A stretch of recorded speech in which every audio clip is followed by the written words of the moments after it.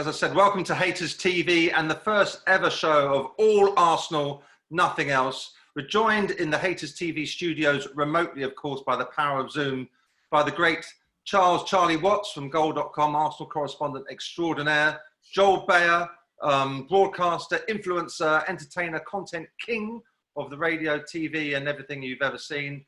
And my good old friend Jason Solomons, sports journalist formerly, but now better known from your screens and radio airwaves as a man of film and all things cultural. And as we'll discover today, all things Arsenal, an Arsenal season ticket holder and a great Highbury man. We're going to kick off. I mean, I'm Nick Callow from Hayters, as you know, but I'm just a neutral here. These shirts you can see behind me, they're not mine. I've just borrowed them today, some props. Happened to have been covering Arsenal for 30 years, was taken to see my first game as a baby, but you know, I'm just still a neutral here in this Arsenal family. I'm just going to kick off. Maybe we can come to you, Jason, as an Arsenal season ticket holder. How are you feeling as an Arsenal fan now as we prepare to go into the new season?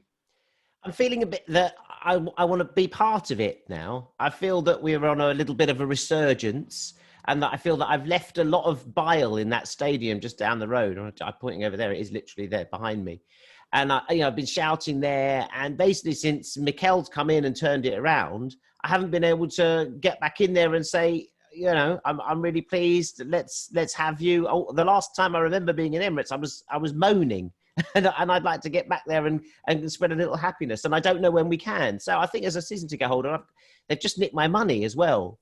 I've just paid them 280 quid to be in the ballot, which clearly now there's new rules of 6, unless there's just 6 of us going to go and see the Arsenal, that they're not going to. Well, I'm not going to get back in there. So I just want to come and see us. I just want to go and be part of it and be part of the new regime and sort of witness firsthand what Mikel's done to the team in you know, this post-lockdown world. Charlie, you've been lucky enough to go to most of the games, if not all of the Arsenal games since the restart as your role for goal. How are you feeling covering the Arsenal at the moment?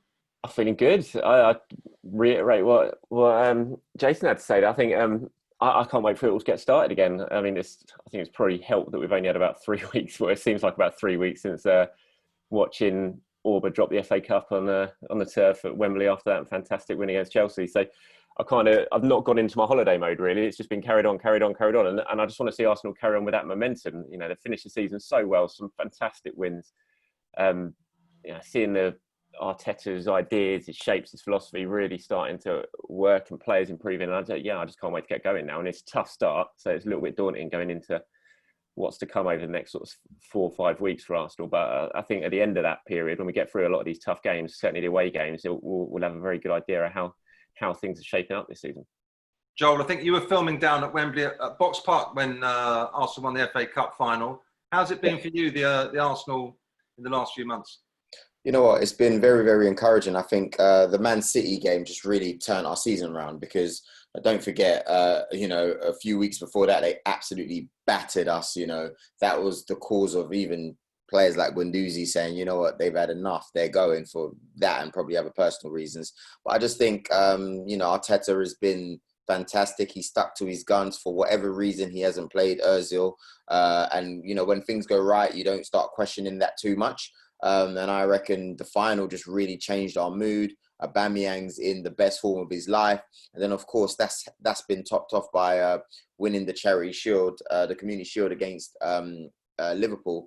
I think that this season, Arsenal have a lot to look forward to. There's a few signings that have already come through the window as well, which we're not saying we're 100% happy, but at least there's some sort of movement. We've got Cedric that's come in, he's going to be playing now from Southampton, and obviously Willian from Chelsea, who I reckon can give us at least a good year at the very least. And then you have Gabriel, and we've got Ceballos on loan again. So, I do want to see, probably like one more signing. But besides that, I think I'm not saying I want to challenge for top 5, but it's looking like, we could challenge for top 5.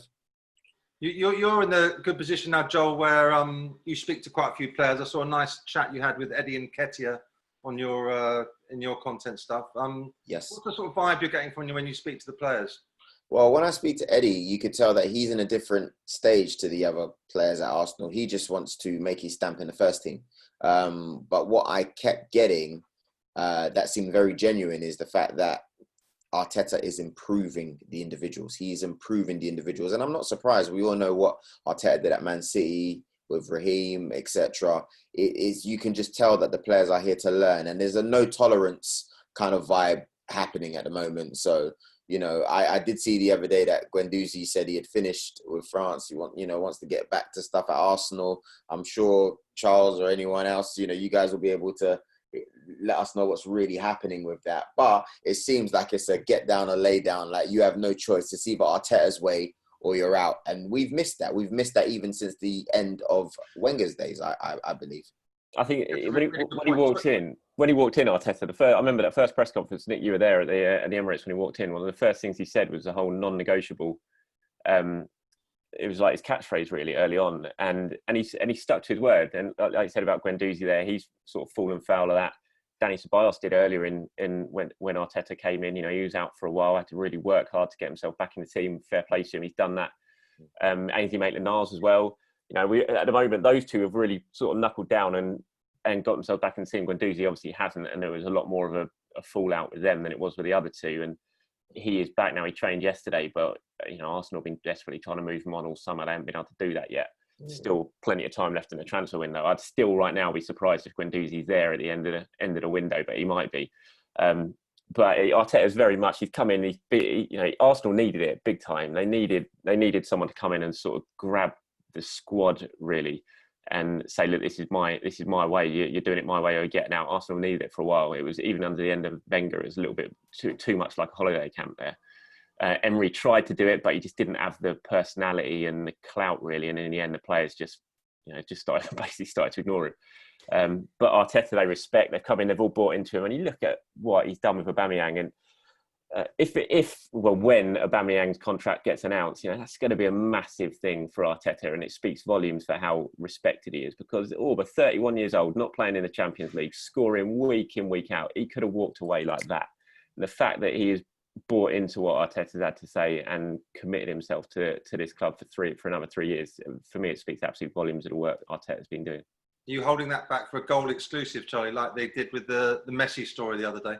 Yeah, that was a big one. I'm not sure I'll be able to top that. Really, I think Ruben's going to get plenty of love for that in the goal offices. But no, I don't know. It's not a secret, is it? I think we're all just waiting for the confirmation now. I think Orba did his best to reveal it himself on Instagram over about a couple of week period 2 weeks ago. So, and he's got the old, every time he goes live, one of the fans will be like, "Wink if you're staying," and then you'll get a quick, wink. I don't think we'll have to wait too much longer for it. Yeah. It's coming. How much is he going to charge more? Now, you know, because if he signed after the FA Cup, that's fine. But having shown in the Community Shield that without him, we've got no hope. I mean, he could have just said, "Right, I'll have another £100,000 a week," and we'll have to say yes. He honestly was in that sort of position, but I mean, he's on. I think it's going to be, what we're hearing is going to be about £250,000 a week, which, yeah, look, it's a load of money. But when you think it's certainly £100,000 less than what the top earner at Arsenal is earning, it's not. I don't think with him it's all about the money. I think he loves London. He's really settled here, and he completely bought into what Arteta has to do and trusts him. So I think, although he's going to be handsomely rewarded for staying at Arsenal, I don't think with him it's all about the money at all. I think Joel, you said you were talking to Eddie. So is it Eddie and Oba? Is that what we're looking forward to, or is Laka going to be? Because I think we need. It's great having Oba, but he does need a mate. He needs someone to weigh in with 10, 15 goals alongside him, and then we're really talking. Has Eddie got that in him this year?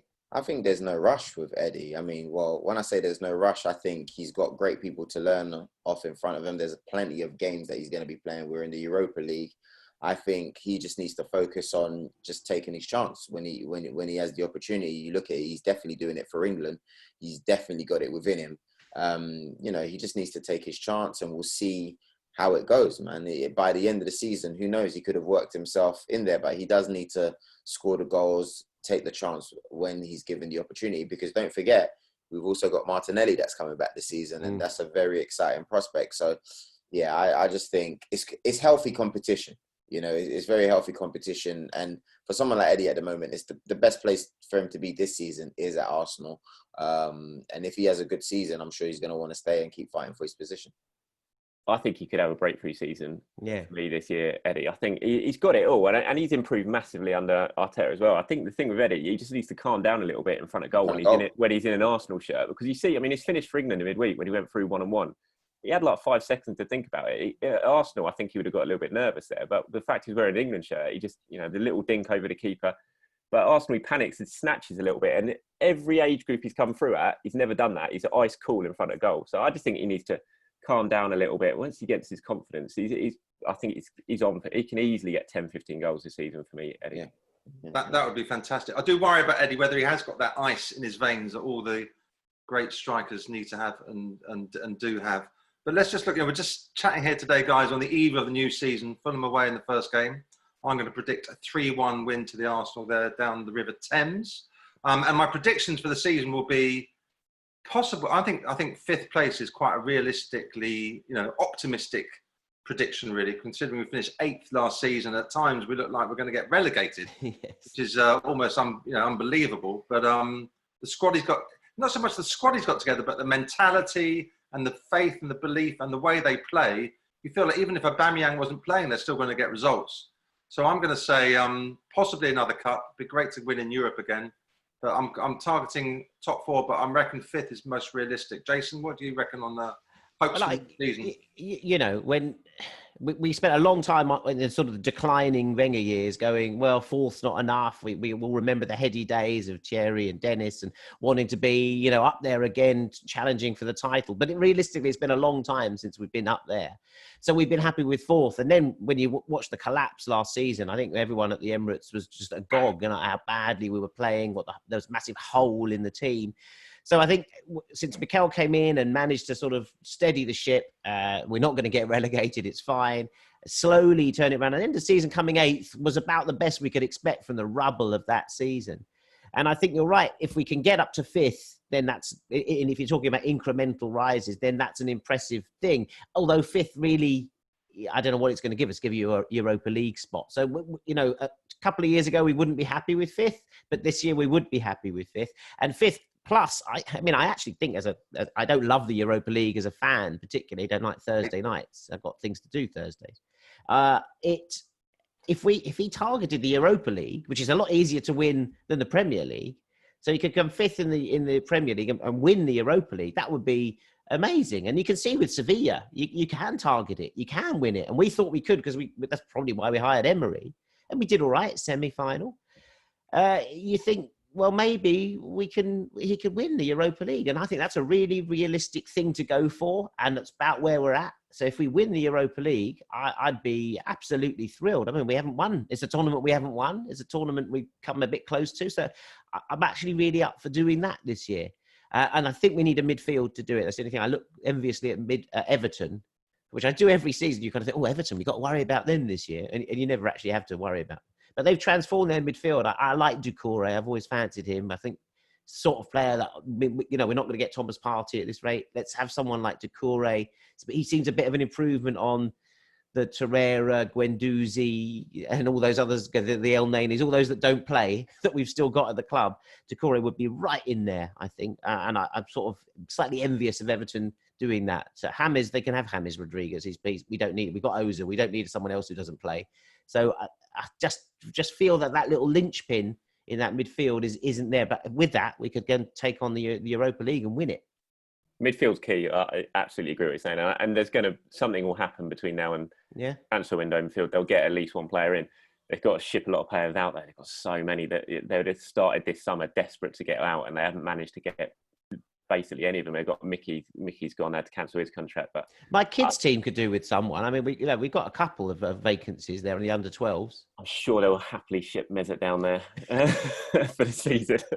But I think they will certainly. I think the transfer window's been good for Arsenal. I think so far it's been pretty serene for Arsenal as well. I know the Twitter masses are revolting already and saying, sign Partey, sign Aouar, but I think when you look at it, they wanted Willian, they got him. They wanted Gabriel, they got him. They wanted Sabas back, they've got him. So they're actually doing a lot of the business they want. It's just that midfield area now that they need to sort out, and I think they will.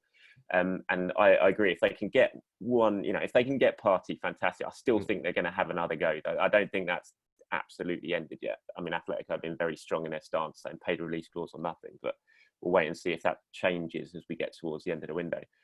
If they could get that sort of player in, I think it would transform them immeasurably, and it'll give them so much time. And I think fourth's a realistic option. I really do. I don't think it's out of the equation that they could get fourth this season. I think that the last season was such a car crash until Arteta came in and sorted out the Emery mess. And I think if they can continue that progress and they can continue to play well against the big teams, and then just manage to break down the teams that are going to pack the defence against them, which is something they've struggled on recently.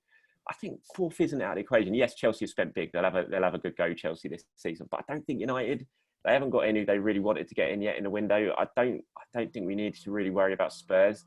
No. And so I think fourth, it's there to be got, at least have a good crack at. And if they could do that, I mean, that'd be a fantastic season for Arsenal. Getting in the top four would be a hell of an achievement. Well said, Charles. What are your expectations for the season, Joel? I'm saying top 5 just because of the money that Chelsea have spent, and again, as much as we're confident with Arsenal, you want to see it during a long period of time. I think Leicester are going to be decent. I know they've lost Chilwell, but I think they're going to be decent this season. You can't write off a team without Vardy. I don't think they're not. I don't think they'll get top 4. But I mean, these are the kind of teams that kind of stop you from getting top 4. So just like Charles was saying, it's about making sure that we are more concerned about the teams in and around. This is the Premier League. You can't. It's not like back in the day where United are playing, Chelsea, Mourinho first in, and you're looking at teams and you're saying 3 points, 3 points, 3 points. It doesn't completely work like that. And I think that's what the worry is. I mean, I'm surprised Villa are still in the Premier League. I mean, who would have thought? For me, they were gone. But you just can't really put your finger on it. And I think with what Arsenal have, I'm confident to say they can get 5th. 4th, I'm not really sure, because as much as, whatever we say about Man United, if that front 3 gets going again and Greenwood thinks he's got something to prove after his recent shenanigans, then hold on, I've just got something on Snapchat, Joel. Yeah, he says he's gonna work hard this year. Yeah, see, so you never know. All these players. I mean, you can't write off Chelsea. You can't write off obviously Liverpool and City on top. You can't write off United. Who knows? I don't think Newcastle are ready yet, but Everton this year. You know what I mean? Ancelotti. You just don't know. But I think 5th is realistic. I think United. When you look at Bruno Fernandes. Yeah, we'll have another good go. You look at United and Bruno Fernandes, he made such a massive impact. And that is the exact sort of player that Arsenal missed, that real link between the midfield and attack. Because it was doing, Auba was basically doing it on his own last season. He had a little bit of a help at times. But if Arsenal could get in that Bruno Fernandes type player, I think it'd make such a difference, just as it did for Man United. But I mean, they don't grow on trees. But Charles, you scout around Europe. I mean, everyone says Thomas Partey. To be honest with you, I've never seen the guy play. I don't really know. I must have seen him because I watched Atletico a bit. I don't know how good Thomas Partey is. I didn't know how good Bruno Fernandes was. There seems to be a lot of these players that we get really excited about, and to be honest, most of the fans don't even know what they're talking about. They go, oh yeah, we've got to get Thomas Partey. Is he that good? What difference could it? How did we miss out on Bruno Fernandes? He wasn't that expensive. Was he someone everyone coveted, or is it just a surprise that Portuguese players right now? I mean, Wolves, they just buy anyone who's Portuguese, basically. I mean, I could have gone on holiday in Portugal and picked up a couple of bargains, it seems. So I don't know, where are we looking in the right places? Should we be looking in Germany, for example, which that league, which I saw a bit of in Dortmund, they've got some good, strong players in the middle. And it seems to me that's where we need a bit of forward impetus. Goretzka, someone like that, who's just fantastic. I know we're not going to get him as a European champion, but someone like that we need. A real, I said to Nick the other day, a Vieira replacement. He says, well, you're asking to replace the irreplaceable. There isn't a Vieira, and it's been 10 years, 15 years we were looking to replace that. But that's what the fans want. You want to turn up at the Emirates, look down and go, that's my middle. That's the linchpin right there. We're missing that. Yeah, absolutely. And been missing it for ages. Like you said, I mean, Vieira's never been replaced, but how do you replace Patrick Vieira? He's one of the greatest footballers I've ever seen and will ever see in my life. I was there for. He was almost replaced. If Diaby stayed fit. Oh yeah, Diaby. Diaby. I love Diaby, but Diaby he's not. I remember I was at Highbury for his debut against Sheffield Wednesday, and within 5 minutes of him coming on, the whole stadium. I'll never forget it. It was a debut like I've never seen before. The whole stadium was like what on earth have we signed here? You could see this guy was something remarkable. And you can't replace him. But I do, Thomas Partey, I think Thomas Partey is a fantastic player. I think he makes a massive difference to this Arsenal team. He's not he's not Bruno Fernandes. He's not going to put chances on the plate for Orba, but he has improved a lot. I spoke to Lauren this week, and he's obviously over in Seville at the moment. And we were talking about Thomas Partey, and he said he's top player. He's improved so much under Simeone. He's not just this sort of destructive ball winner, holding midfielder who he was when he first moved from Mallorca to Atletico. He's now added more to his game. He drives forward, he breaks the lines, he does, he chips in with the odd goal and supports the strikers. But I think that's what we need. I think, yeah, absolutely. And I think that's why, Arteta fully wants him, and Arsenal's scouting network before they were given the boot very much had Thomas Partey on top of their list, just as they did with Gabriel in defence. And I think you get him, it makes a massive difference to the middle of the park. What it does to the whole Ceballos-Xhaka axis, which we started to rely on at the end of last season, I'm not sure that can work, because I think if Thomas Partey signs, he goes in one of those two midfields, certainly in the formation Arteta's playing now. But he's not going to be the creative. He's not going to be a Bruno Fernandes. If Arsenal want one of those, they're going to have to try and sign him as well. And I think financially, it might be a little bit difficult. I think you're going to probably get one. Everyone's talking about Lucien Aouar, who's fantastic. And again, I think, and Arsenal have tried. Leon have admitted it that again they went in with waving Guendouzi around, saying please take him. And Leon weren't having any of it. But if Arsenal could somehow get those two players in, the difference it would make in this team would be absolutely massive. We could talk all day about these transfers and speculation. I saw a good one on Twitter yesterday about Aouar. It says, all this Aouar talk reminds me of the time I spent all summer trying to work out how to pronounce Higuain, only to eventually find out it was pronounced Sonogo. So, who knows? We're gonna just have to play with the cards that get dealt our way, stay behind Arteta. And all I can say is, guys, we could talk about Arsenal all day, couldn't we? I know we've got all lots on today and busy things to do, but thanks so much, Charles, Joel and Jason, for joining us here on Hayters TV. Maybe we can all do it again sometime. Cheers, Nick. It's fun. Cheers, Yeah, guys. come on, you Reds, up the Arsenal.